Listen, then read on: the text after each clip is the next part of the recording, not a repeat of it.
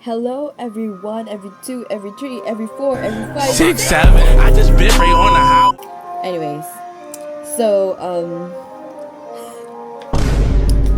we're gonna talk about the triangular theory of love, but in Harry Potter.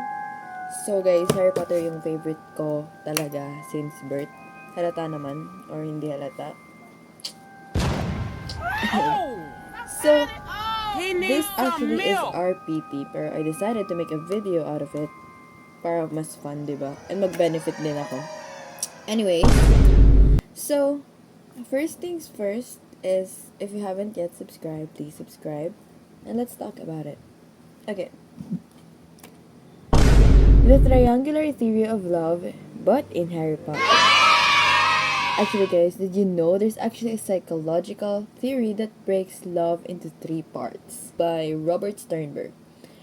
And he said that it is made up of intimacy, passion, and commitment. That's what we are going to be tackling today, but in Harry Potter edition. So the first one is liking. This is actually only for intimacy. As we can see that this scene about Ron, Hermione, and Harry are a beautiful representation of what we call liking slash intimacy, like an emotional closeness and trust, but no romance or passion. And we can see that the Golden Trio has this. Think about the moment in the first year when Ron and Harry run to save Hermione from a troll. They barely know her, but there's already this bond forming. Over time, that bond turns into a real friendship. They lean on each other, they laugh together, they fight, and make up. That's intimacy.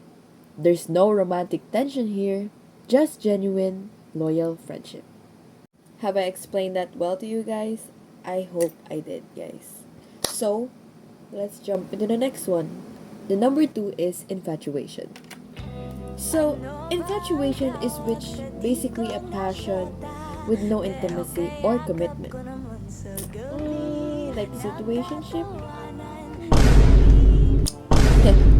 And if there's one relationship in Harry Potter that I can best describe this is none other than Lavender and Ron's relationship. We know that is cringe for me. I don't really like the 1-1 scenes. I mean, as I said, the 1-1 scenes, like, they're all over each other. Like, so physical. But there's no really deep emotional connection.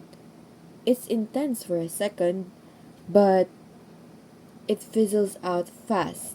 And that's what you call infatuation. So, guys, make sure you're just not infatuated and you really love that person. Because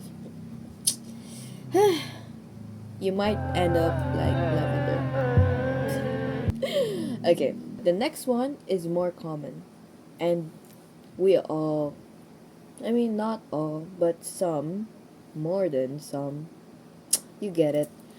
This is romantic love. So, romantic love is intimacy and passion. The best example I can give you is Harry and Ginny from the books. Just to clarify there. Well, we all know that romantic love is that when you mix intimacy and passion, there's emotional connection and attraction. A good example, like I said, is Harry and Ginny in the books. Especially in the scene where in the room of requirements and in the movies, I guess, you can feel the tension, the chemistry, not just physical, but their emotions for each other. Especially in the books. Like Ginny understands Harry in a way and a lot of people don't. At this point, they're not fully committed yet, but their foundation is there. It's sweet, it's real, and it's definitely romantic. One thing that I will talk about though is that deleted scene from Harry Potter. They were ordered to form a line, go down the stairs. And Harry and Ginny held hands. I found that so very deeply emotional because they're at the time where they might die, But they didn't care about that. They cared about each other. And I think that should have stayed in the final cut. Next up on the list is called Compassionate Love. It is the intimacy with commitment. Now, compassionate love is what happens when intimacy and commitment stick together.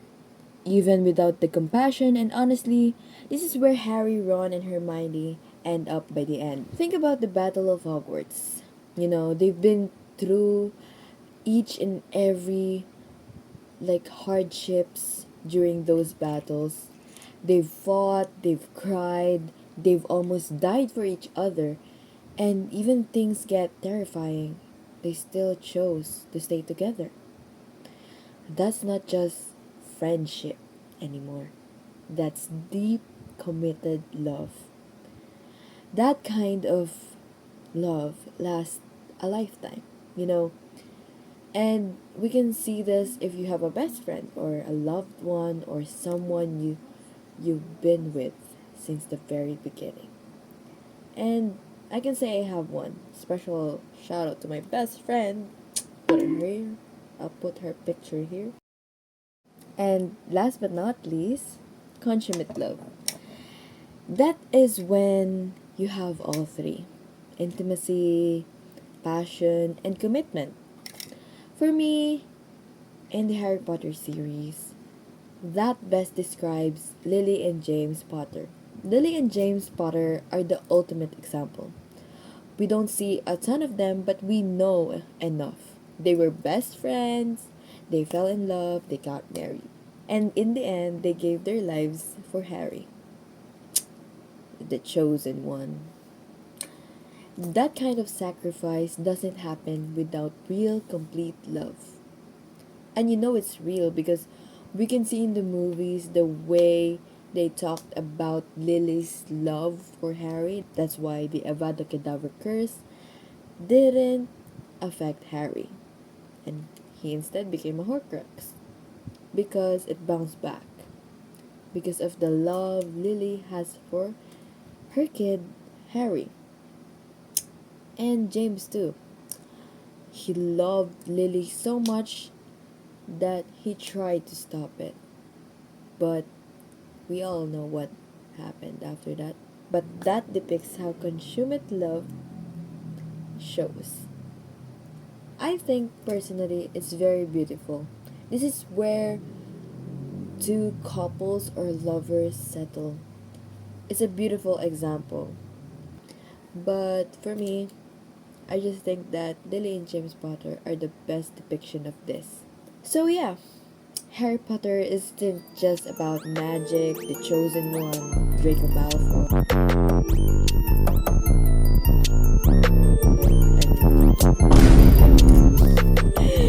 You dig deeper on Harry Potter and you understand what they've been going through, their emotions. You can see the types of love that is shown through the entire series. I mean, Harry Potter is just about love. Lily's love for Harry. That's why Harry Potter the series is born, because of a love. So yeah, it's a story about people and how they love each other in different ways. What do you think, guys? Do you agree with my examples or you have better opinions than me? If you do, leave it in the comments, and thank you for watching. And I hope I convince you to watch Harry Potter. Bye everyone. Thank you so much for watching.